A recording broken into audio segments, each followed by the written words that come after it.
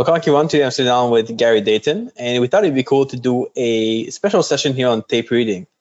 Gary is really good at that topic, at being able to read the tape, kind of giving us a different view of the market. So we'll go on his screen. He will share exactly how he does it, give us some example of that. So Gary, good to have you here again on the podcast and YouTube. Good to connect with you again, and looking forward to learn a few things from your experience in many decades in the market here. Great to be with you, Etienne. It's a real pleasure. Yeah, usually when we have conversations, you and I, we talk a lot about trading psychology. And as a psychologist, I love to do that.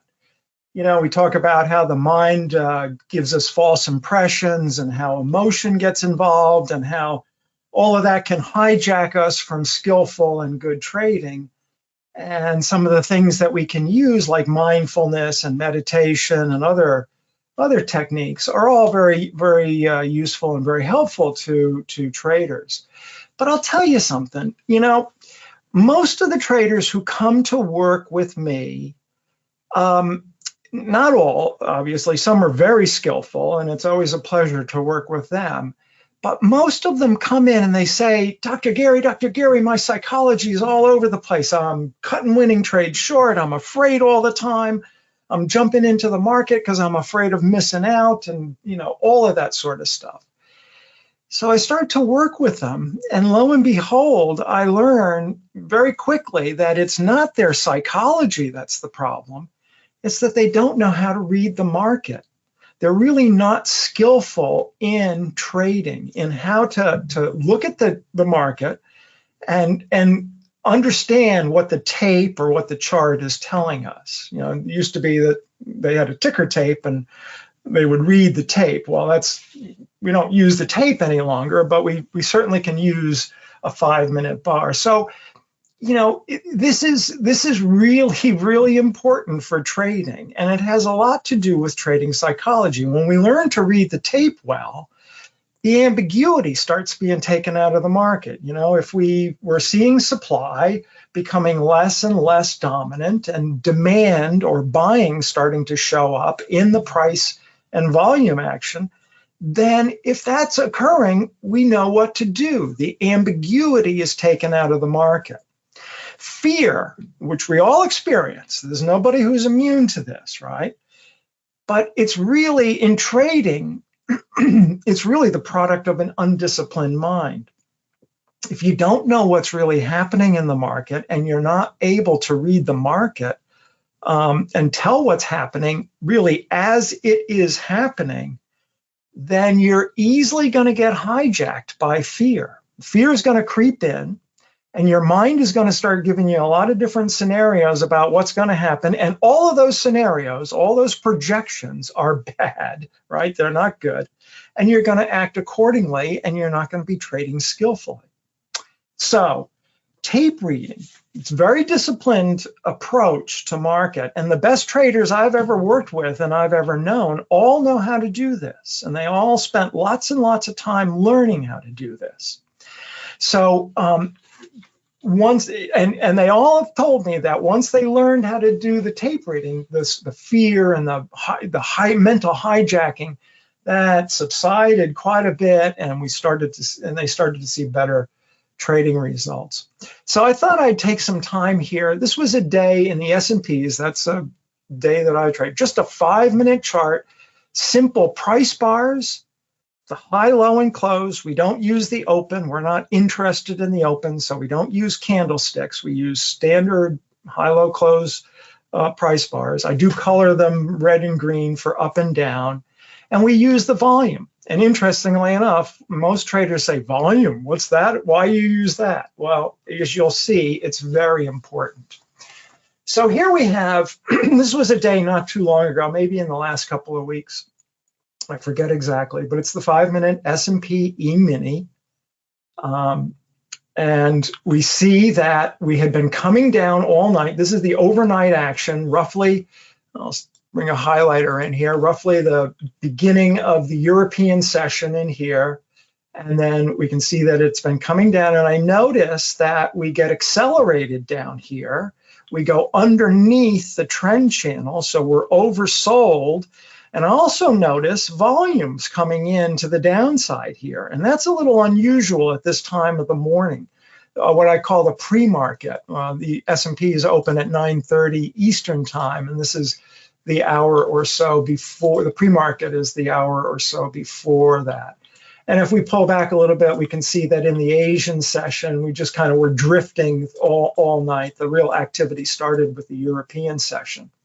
So now this first bar, this first green bar on the right edge of the chart, is the opening bar of the S&Ps. And we see demand coming in. Not surprising to see that occur here, because potentially we're on a climactic run here with the heavy volume and the accelerated move down. So I'll just walk through one bar at a time and make some comments as we do regarding the price action and the volume.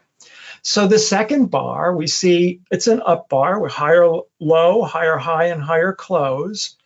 It's on reduced volume, and it's having trouble getting over this line, this level here, this little bit of resistance. So I might put a line there looking at that. Now, the early part of the day is generally very volatile, the first half an hour or so. And a lot of times it's a good idea to wait for 15, 20 minutes, maybe 30 minutes to around 10 o'clock for the overnight action, and the orders that come in, they still come in around the open. Let those get filled. All right. So here we see the market tries to rally up. We can't hold the highs here on the prior two bars, and we come down and we close down, and we get some pretty good volume coming down. That says to me we're likely to come back down and at least test the lows. Maybe we're going to go down lower. So again, I would, if this were a little bit later in the morning, I'd be looking for a trade opportunity here to the downside. But because we have potential climactic action, because we're oversold in the trend channel, and it's still early in the early part of the opening session, really in the S&Ps in the morning, I'm going to sit back and wait a little bit. And so we'll take a look at another bar here. We see that we tried to rally up, couldn't do it. And if we were, as I say, if this were a little bit later in the day, I'd be all over this, trying to short this in this area here. But we come down. Now notice that the volume is basically the same as before, the prior bar, but look at, we're not making that much progress down. Still making progress down, yes, but not like we did before. So we call this a little bit of the thrust to the downside is starting to shorten, known in the Wyckoff world as shortening of the thrust. And I use pretty much exclusively the Wyckoff method for this. Wyckoff was a tape reader. That's how he became proficient in the markets. And, you know, I know that some folks like to try to scope out what the trading range is doing and the congestion, and whether we're in a markup or phase B of a congestion kind of thing. Wyckoff didn't do that. I don't do that. I'm only interested in the pure tape reading aspects of Wyckoff. So now we come down and notice we break the low here. So I put a line here, and let's get this a little cleaner. But I also notice that volume is starting to tail off here. It's not quite as strong as it was before. We're also coming into the 10 o'clock time period. Now, in the S&Ps, there are certain times of the day that we call our inflection points. They often will turn the market, and 10 o'clock is one of those. Sometimes news reports come out there, but traders have developed a habit to wait for the first half hour after the market opens to let the opening range clear, and then we start to see what's happening for the rest of the day. So now we broke on the last bar, we broke the lows, though on less volume, and that was an early clue that we might not be going down. And on this bar, what happens? We see that the volume again tails off as we're going down. We're not pulling out more selling. We're not pulling out supply. We see that shortening of the thrust occurring in here. to the downside. And we're also closing back at the lows of this support level. Right? This is suggesting that buying is coming in. We give another 5-minute bar here, and even more volume is coming in. I notice that the lows here, or the supports, are starting to lift. The close is a little bit better, and we're back up above here, above this swing low. And if this is true climactic action and we are oversold in here, we should see this market start to push up. So this is a good spot right in here for a little bit of an aggressive trade, no question. We don't really have buying showing up yet in anything that's really demonstrable. But there's enough to put an aggressive trade on here. And as I say, we're at that 10 o'clock inflection point. And if the market is going to turn, this is one of the times that it has a good opportunity of turning. And I would then put the stop down just below the low here. And we'll put that line down just so you can see that. So that's our trade there. We're long at the close here, and we've got to stop just below the lows here of this swing. Because if it comes down and takes us out, we probably don't want that trade. And we always use a stop. Always, always, always use a stop. Not surprisingly, this is what happens when we're oversold. Buyers are stepping in, and the market is pushed on up. So that does now give us confirmation that this indeed was climactic in here, meaning that this is a climactic run means that we're on the last leg of the down move. And larger players, although the market's being pushed down, they're acquiring contracts here. They're looking to buy as the public or the retail traders are coming into the market and selling down. They're taking the opposite position. It's interesting because a lot of new traders would see this as like a break of a channel, therefore price should go lower in that case. But you kind of trade it the other way, which is like you see a break of the channel, then you expect price to go back within that channel. Tell us more about kind of how you see this. Right. Yeah, no. When we break the channel like this, we're oversold, right? And it doesn't necessarily mean that that's going to be the end of the move. Many times that we'll see a break of the channel. I think we saw this yesterday in the S&Ps to the upside. We broke the trend channel and the market continued to go higher, right? So that will happen too. And it's not so much a question of, well, we're down oversold, so therefore it has to go back inside the trend channel. Good odds for that, but it doesn't have to happen. It's the tape reading that tells us one way or the other, Etienne, whether it's going to go in or not, right? Whether it's going to go back into the trend channel or not. So now in this bar, we've got demand showing up. Buyers are coming in. They're eagerly pushing this market up.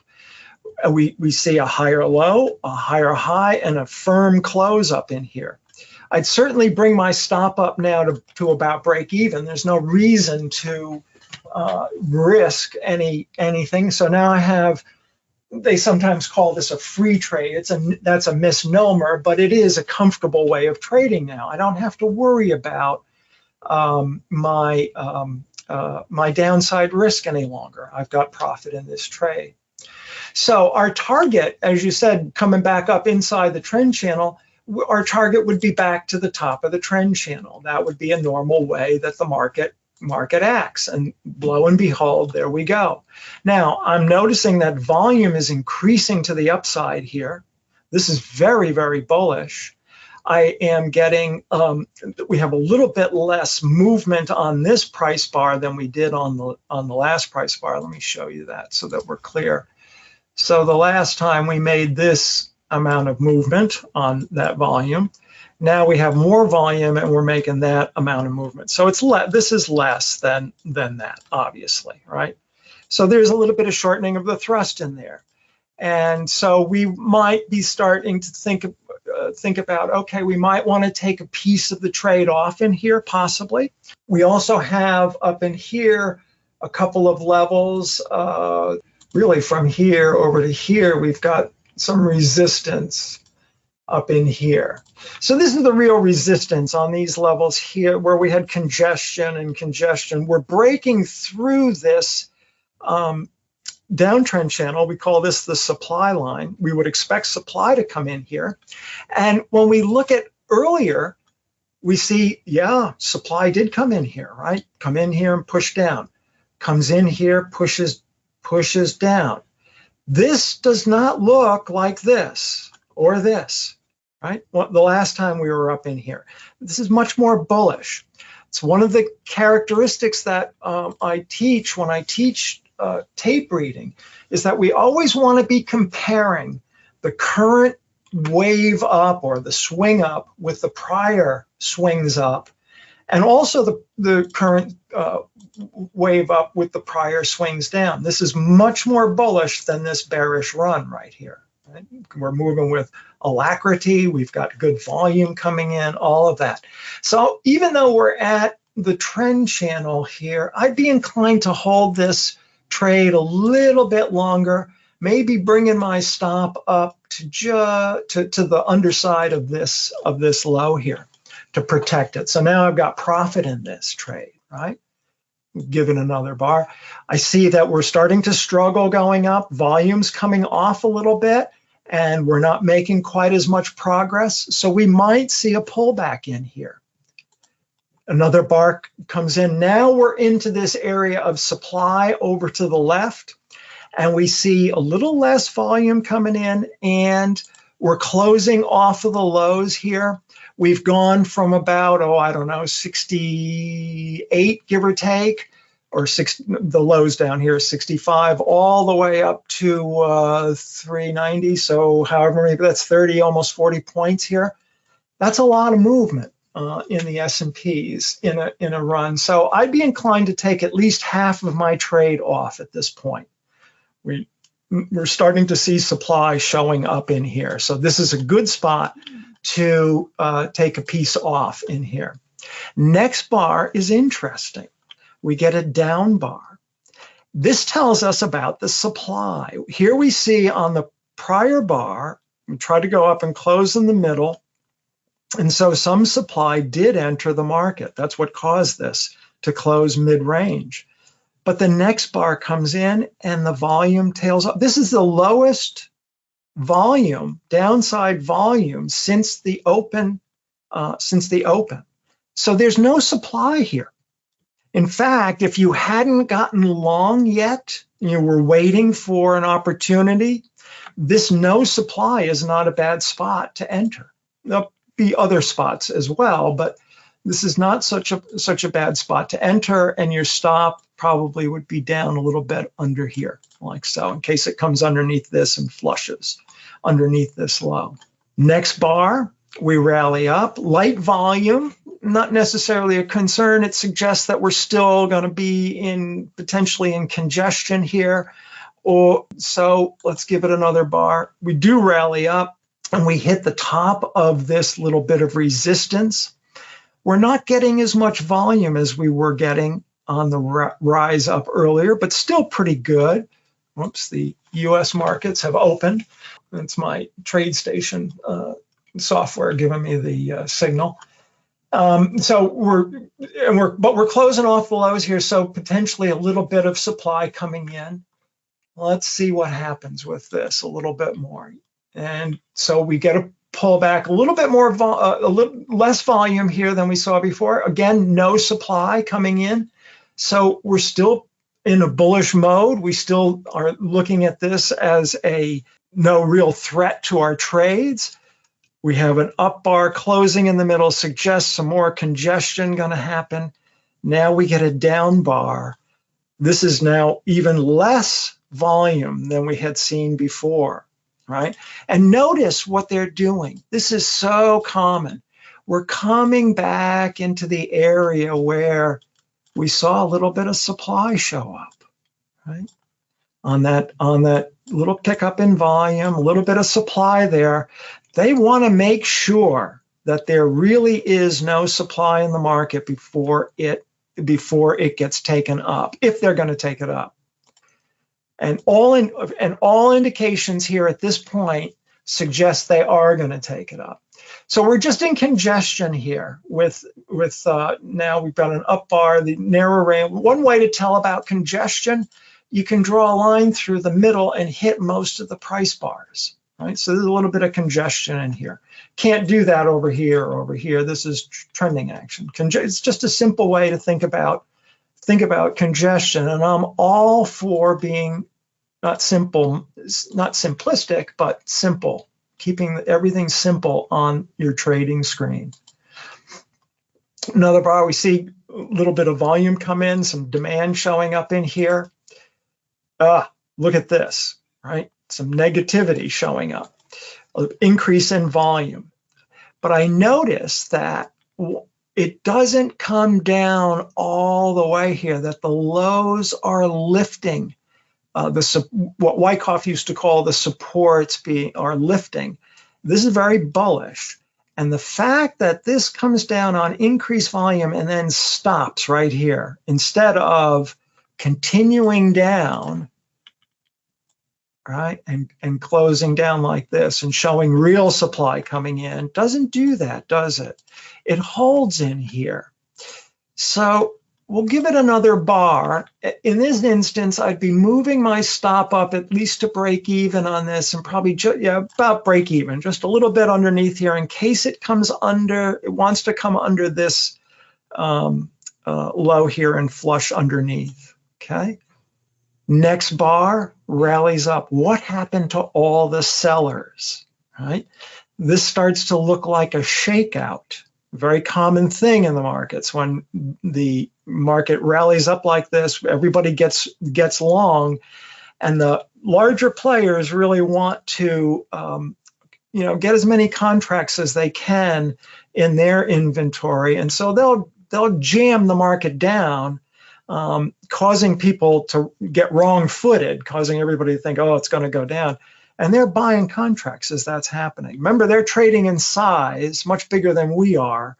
And so they're not buying on the rally, they're buying on the selling, on the down bars, because otherwise they're putting price up against themselves.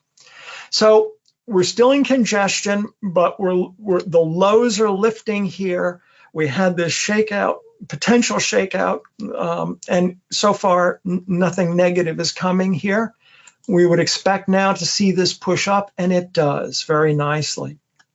And this is a hallmark characteristic in a trend run to the upside. Negative threatening bars like this one here, pretty much get immediately taken out, get immediately resolved. So very bullish characteristic here. I would take now and bring my, put a trend line up in here. And if we wanted to add to our position, we would be looking for a pullback into this area here. Let me show that a little bit better. A pullback right into this area here to test this high volume, right? This is very bullish. Everybody's buying in here. There's no selling hardly whatsoever. And I want to make sure that there is indeed no selling in there. So let's see what happens. And not surprisingly, we get that pullback into this area. Volume is low. The bar looks threatening, but it's a perfect, ideal spot to enter long. And now we're adding to our position here. So I'd bring up my stop up maybe down into this point right around here, into this area. So we protect any loss from this, and we'd still have a gain from this trade in here. And now what we're expecting is for this market to start pushing up and out of this area, and it does quite nicely. How would you know the difference between a normal pullback versus a pullback that's likely to cause you to hit your stop loss? Like, what is too much of a pullback? So if this had volume like here, I wouldn't be trading. I wouldn't be buying here. That would be a very important indication that supply has come into the market. So that we start to see volume bigger than what we had seen earlier. We often look for the largest downside bar with the largest downside volume since the rally began. we're not seeing that in here. So that's one clue. The other clue is that we're very bullish here. Not only have we broken this resistance, we've broken this resistance, we've broken this resistance, and we have not seen supply show up on any of these pullbacks. And so now as we come into support, right, this old resistance becomes support the next time around, right? That's what happened over here. This old resistance becomes support. The very common characteristic of the markets, the way they behave and the way they act. And so that's the other big clue here, that the volume tail is not strong, and it is stopping at old resistance, now support. Great question. So let's see what this market can do. It's continuing to push up. Let's look at where we are now. So we'll pull back down into here. Yesterday's high. If you look on a daily chart, and I encourage all the folks who are listening to this, if you're not familiar with this, to do so, you will see lots and lots of trading around the daily highs and lows. It's one of the things I always mark on my charts, yesterday's high and yesterday's low. They also act like magnets, these yesterday's high. We're obviously in a bullish run. We've broken all this resistance that we talked about earlier. And what's our target? Well, a good target is yesterday's high, and that's what we're going to play for.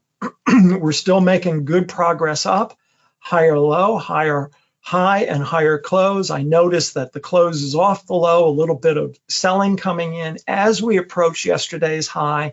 That's the larger players starting to unload because they have to sell as everybody's buying. They're trading in size. They're not trading in 5, 10, 20 contracts or 1 or 2 contracts like the rest of us.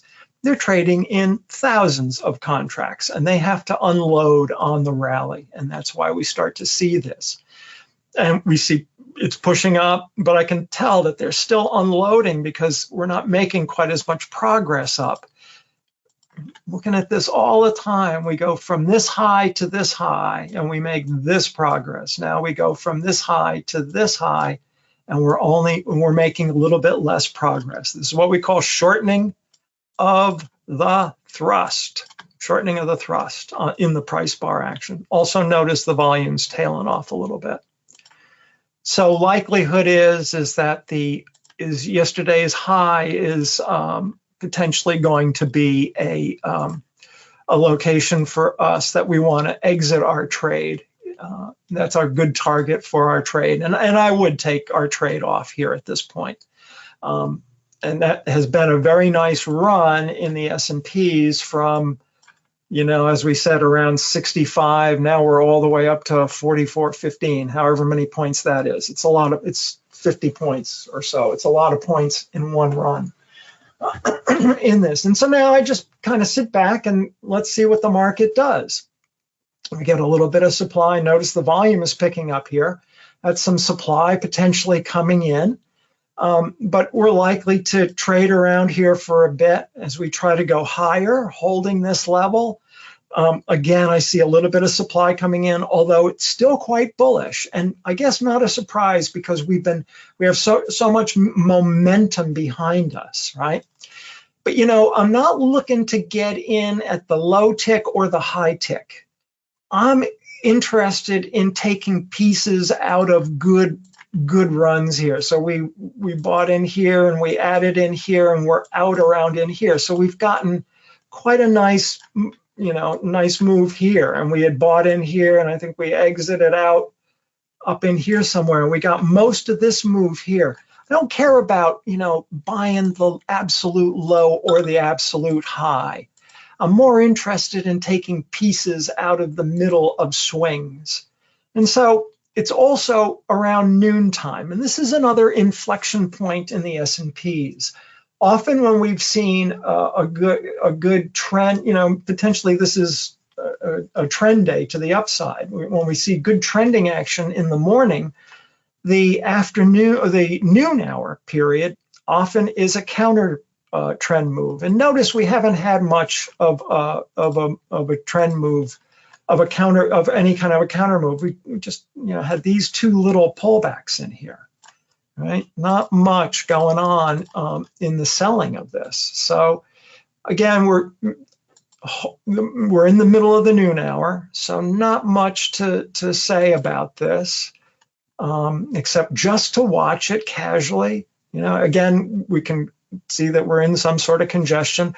Although I note every time we come down to yesterday's high, we're bouncing off of it and pushing up. So now it looks like we're starting to push up higher. So maybe this is going to go and start to rally up for us. Or maybe it's going to come back and retest. So if it comes back and retest, maybe we get an opportunity to go long in here. And here we go. Now I'd be thinking about, oh, this looks pretty good here. We're coming in, and I'd be interested in a long trade until this happened. Okay. This is supply entering the market right here. We should hold this yesterday's high very easily in here, and we didn't. In fact, if I remember, I think I did buy this day because I thought, okay, we probably are going to take off, even though it's the noon hour, right? And then we got this. So, even somebody who's pretty skilled at this still has losses and still makes errors. It's not a perfect system. There's no perfection in trading. But we had some nice trading earlier, and that's okay that we get that kind of a loss in here. I'd be interested though now as we try to rally up above yesterday's high. We see that volume is actually the lowest that we've seen. If I I think I can do this. Yeah, it's the lowest upside volume since we started on this rally here. So there's very weak demand. And I'd be thinking, I'm seeing here, looking at this, this is actually bigger. I'm sorry. I want this, thank you. This is bigger than we've seen earlier, right? Look at this. And although it's not the highest volume, I would like to see more volume. We did see supply come in here. And now it's followed by no demand, a lack of demand here. And we might have tried a long trade and it failed on us, which is also good information. I'd be thinking about this and I'd be looking for a potential short. Maybe if this starts to come down again and perhaps takes out this low, I might take and put a limit stop in here, a sell stop right here, right underneath this low, maybe a half a point below this low, and let the market pull me in if it's going to go down. And I'd be thinking, okay, target would be maybe down into this congestion area here somewhere. So it could be a nice little trade if it occurs. Okay, so market tries to go up, comes down. This is ideal. We get short. In fact, you could just short right in here on this bar, stop above the high. And now we see supply coming in, clear evidence of selling. So we want to just see how it develops here. We go a couple of bars, not a lot to say here, but we don't see much demand showing up. Let me get rid of this. Again, not really any demand. Now, in shorting the market, most people don't like to short. I love it because it's just the opposite of buying. But you'll see this where we get strong moves to the upside. A lot of times it'll just drift because there aren't as many participants in the market to short. But you can see that the up bars in here since the high our narrow range, getting smaller, in fact. The volume is tailing off, meaning it's getting less and less as the buyers try. There's just no buying here. You could short on any, certainly this bar here would be a fine spot to, I'd be looking at this. If I wasn't already short, let's get this. I'm looking at this. There's no fuel to push up above, so you could short in here if you wanted to as well. No demand. Sort of the opposite of a test in a rising market. That's no demand in a falling market. Same thing on this bar. You could short this if you wanted to. Plenty of opportunities to go short for anybody who can read the tape and realize the demand is there's just no demand in this market at this point. And if that's the case, then sellers are sure to come in. And there they go. They're starting to come in. Now, we see good volume and buying coming in here.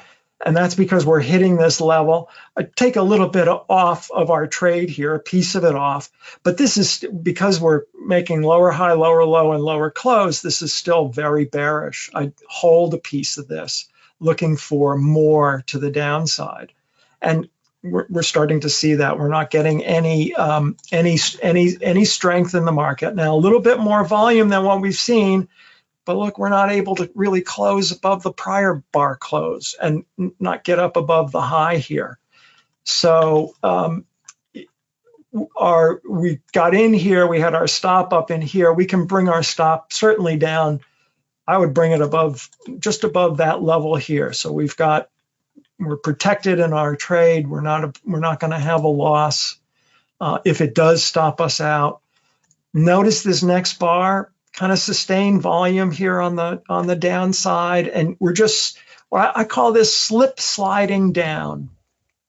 I used to climb a lot, rock climbing and mountaineering when I was younger, and a lot of times we'd come to the cliff that we were going to climb, and there would be a lot of rock that formed on the bottom. And it was called a scree slope, and you'd try to go up, and every time you made a step up to go up higher, your foot would slide in the rocks, and it just felt like you were slip sliding down as you were trying to push yourself up. And that's what's happening here with the lower highs and mostly lower closes, except for this one that was basically the same as this, and lower lows in here. Just slip sliding down and unable to make any purchase against support and rally up and away from resistance. And now we get this market coming down a little bit stronger, right? With volume coming in. Now, we've been going for a bit, and we get this sudden high volume here on a widespread down bar. This could be climactic action. I don't use a lot of diagonal trend lines. I'm not against them, but they change a lot.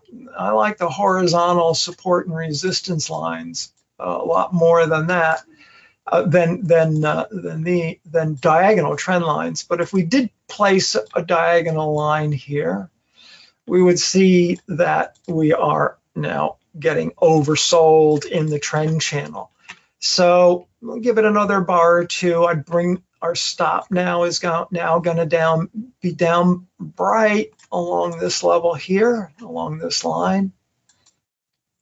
And we get a level. Now notice we get pretty good volume. And on this bar, we're closing the same. And we're down oversold in this trend channel. This really is our exit for this trade. We want to exit out of here. And just to see what happens, was that the right play? Well, we go sideways and sideways and sideways and so on. And that was the right play there at that point. So that's a little introduction, if you will, to tape reading, just using price bars and volume. And I do this every week in our deep practice program every Thursday night. a group of traders from around the globe. We all get together, and I select out a day that is educational. Right? We can learn from it. We can all learn from it because the market has some useful characteristics during that day. And so we would do something very similar to this, though we would do it a little bit differently. We'd start with the daily charts, and we'd look at what the overall structure of the market is.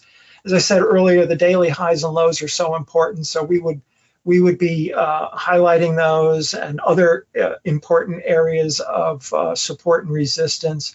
We'd look at a little bit more time frame on the higher levels. I'd be looking at the hourly and the 15-minute charts during the course of the day to give me some sense of what's going on the little bit higher time frames and the like. And so we do that each Thursday, going through it. And the traders there who are participating in this are making, saying, okay, let's go long here or let's go short there, and we make the trade.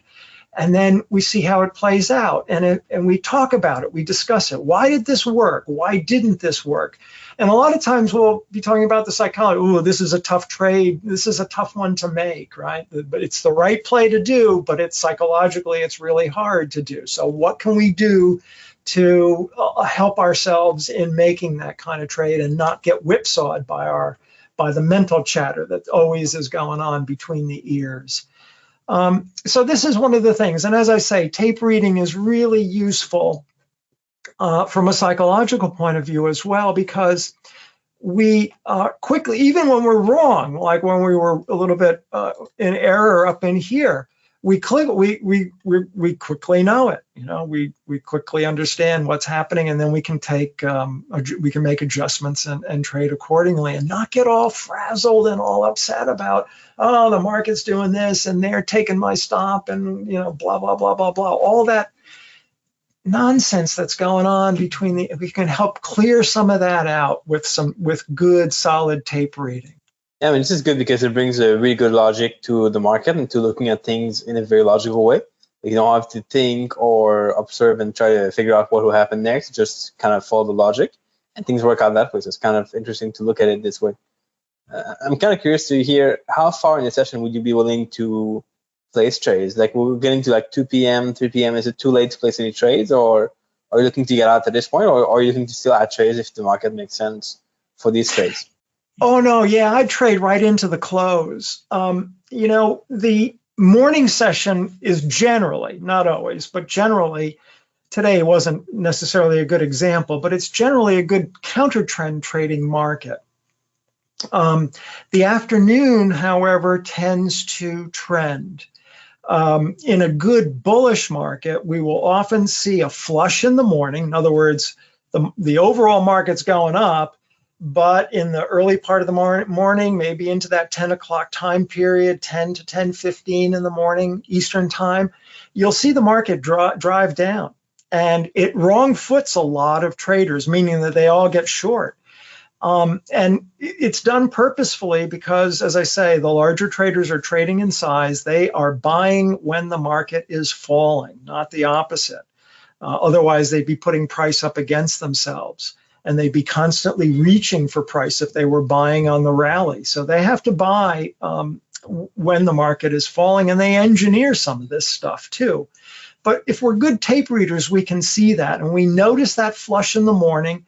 Good counter trend trading markets in the morning generally, and we can look to buy either on the flush or as it starts to rally away. But the afternoon is a different animal most of the time, and the afternoon has a much higher likelihood of trending. So when we are in trending conditions, we don't want to be counter trend trading the afternoon session. And there are also some inflection points that occur. Usually the S&Ps, we don't see the afternoon trend start until around 1:30, 2 o'clock. As I said earlier, if this were a trend day to the upside, we would have most likely seen a rally up into the noon hour, and then maybe holding around yesterday's high until around that 1:30 to, we'd see congestion in here until around 1:30, 2 o'clock time period, right about where we are now. And then we'd see the market start to exit out of that congestion. We'd be looking for that kind of congestion exit sort of trading where the lows, just like we saw here, the lows are starting to lift and we're, down, threatening bars get taken out to the upside. And we would expect then trending conditions to occur the rest of the afternoon. And I'd be trading in that direction. This day is a little bit of a different animal. And this is just experience talking from seeing this happen over and over and over again. We went up strong. Now we've come down strong. We had kind of a V spike reversal, which is sort of unusual. We don't see this very often, maybe 10, 15% of the time it does that. Usually there's some sort of, congestion in here in this area that allows the larger players to acquire contracts, and that's normally the way things work. The V spike is a little bit unusual. So here it'd be a little bit harder to trade the afternoon. Let's just, I think I've got the data on here. I forget what happens with this. Let's just play it out. We'll put the bars out. Yeah, not surprisingly, we come back up into here. We find a little bit of negativity coming in. Yeah, we're just basically going back and forth in here. So the rest of the day is getting, because of that, is not the greatest kind of trade. I wouldn't be in. The only really good trade in here is this one right in here as we come through this back up into resistance. We get that. But now notice we broke the supply line here, this trend channel. So it's not a surprise that this doesn't go down as far. It stops at that point.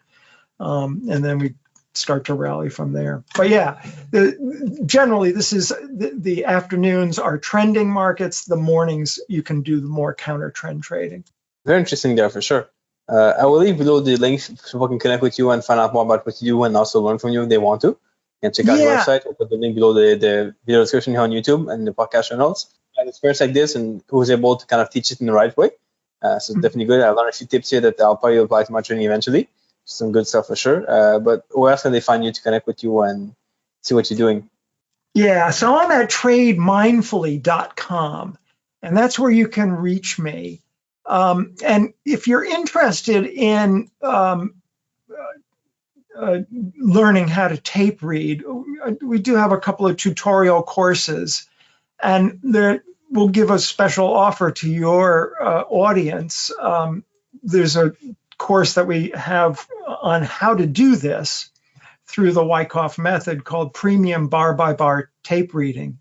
And we'll, if you decide you want to buy it from us, at the checkout, there's a spot you can put in desire to trade in the coupon and get an automatic 40% off.